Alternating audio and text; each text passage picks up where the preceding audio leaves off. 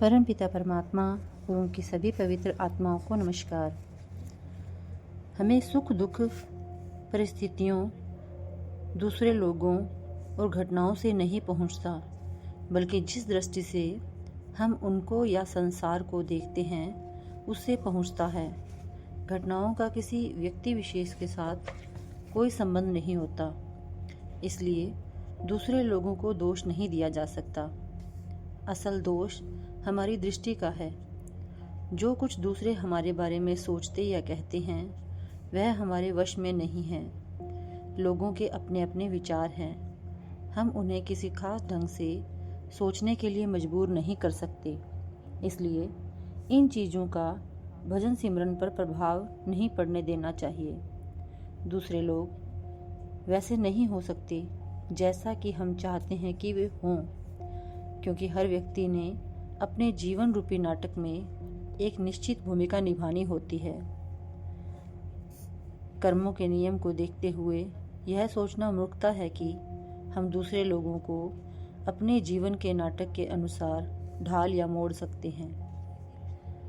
किसी रिश्ते के शुरू होने और ख़त्म होने जैसी घटनाएं हमारे कार्यस्थल या सेवा के क्षेत्र में चल रही खींचातानी, बीमार होना, अमीर या गरीब होना आदि जैसी कोई भी बात हमारे वश में नहीं है। इनमें से बहुत सी बातों का हमारे पिछले कर्मों के फलस्वरूप हमारे इस संसार में जन्म लेने से पहले ही फैसला हो चुका होता है। घटनाओं, लोगों और हालात पर काबू पाने की कोशिश करने की बजाय अपनी सोच को वश में करने से हमें कहीं अधिक लाभ होगा। अगर हम सारे संसार को वश में कर भी लें पर अपने आप को वश में ना कर सकें तो हमें इसका क्या लाभ होगा। हम अपने साथ होने वाली घटनाओं का चुनाव नहीं कर सकते, पर यह जरूर चुन सकते हैं कि हम इनको किस दृष्टि से देखें या हमारी इनके प्रति क्या प्रतिक्रिया हो। क्या हमारी प्रतिक्रिया सकारात्मक या रचनात्मक होगी, यह चुनना अवश्य हमारे हाथ में है। हम अपने मन को शांत करने, अपनी सोच को निर्मल बनाने और अंतर्मुख आनंद और आज़ादी का रास्ता अपनाने का चुनाव कर सकते हैं। निर्मल सोच भजन सुमरन में विघ्न डालने वाले भावों और विचारों को नई दिशा देने में सहायता करती है। पर हैरानी की बात है कि मन इतना अड़ियल है कि रूहानी अभ्यास के बारे में सोचते ही यह सभी कुछ आगे की बजाय पीछे कर देता है। हम काम, क्रोध, लोभ, मोह, अहंकार की बजाय मन में इनके विरोधी गुण पैदा करने की बात करते हैं ताकि हमें भजन सुमिरन और रूहानी उन्नति में सहायता मिले। जिसके हृदय में सतगुरु का प्रेम है उसके लिए भजन सुमिरन में संतोष नाम की कोई वस्तु नहीं होती। उसके अंदर भजन सुमिरन का लोभ होना चाहिए, कभी ना तृप्त होने वाला लोभ। सतगुरु का प्रेमी अधिक से अधिक भजन सुमिरन करना चाहता है, वह अंदर सतगुरु के अधिक से अधिक दर्शन करना चाहता है। उसके अंदर इन चीज़ों का अधिक से अधिक लोभ होना चाहिए।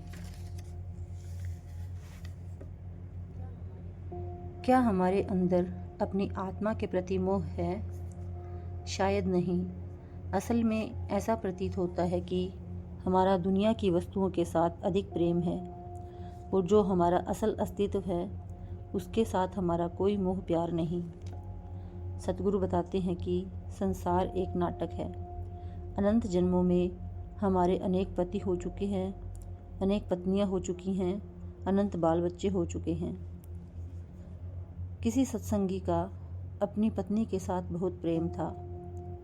जब पत्नी की मृत्यु हो गई तो उसने अपनी पत्नी को एक संदेश भेजना चाहा। उसने एक नाम के अभ्यासी सत्संगी को अंतर में अपनी पत्नी को संदेश देने के लिए कहा। अभ्यासी सत्संगी पहले ध्यान अंदर ले गया और फिर बाहर ले आया। उस सत्संगी ने अभ्यासी से पूछा कि मेरी पत्नी क्या कहती है। अभ्यासी ने जवाब दिया, वह पूछती है कौन सा पति। जब से मैं इस रचना में उतरी हूँ मेरे इस नाम के अनेक पति हो चुके हैं। आप कौन से पति की बात कर रही हैं? यह है हमारे मोह की सीमा। हम सोचते हैं कि रिश्ते इतने असली और ज़रूरी हैं। हमारी इनके प्रति बहुत जिम्मेदारी है, पर रूहानी दृष्टि से देखने पर पता चलता है कि इस सारी सोच को पूरी तरह से पलटने की ज़रूरत है। जो कुछ हम इस समय कर रहे हैं उसके बिल्कुल विपरीत करना चाहिए। हमारी असल प्राथमिकता आत्मा के प्रति अपना कर्तव्य पूरा करने की होनी चाहिए। हमें अपनी आत्मा को दूसरी हर चीज़ से अधिक कीमती और महत्वपूर्ण समझना चाहिए। हम मन के 5 हथियारों काम, क्रोध, लोभ, मोह और अहंकार को अपने लाभ के लिए प्रयोग में लाते हैं। ये 5 दुश्मन या 5 अवगुण जो रूहानी उन्नति की राह में रुकावट डालते हैं, वास्तव में मन के स्वाभाविक गुणों के विकृत रूप हैं। हम इनमें से प्रत्येक का रुख मोड़कर इन्हें नीचे की ओर खींचने वाले विकारों की बजाय ऊपर की ओर खींचने वाली शक्तियों में बदलकर अपने ऊपर की ओर के सफ़र की रफ्तार को कई गुना बढ़ा सकते हैं।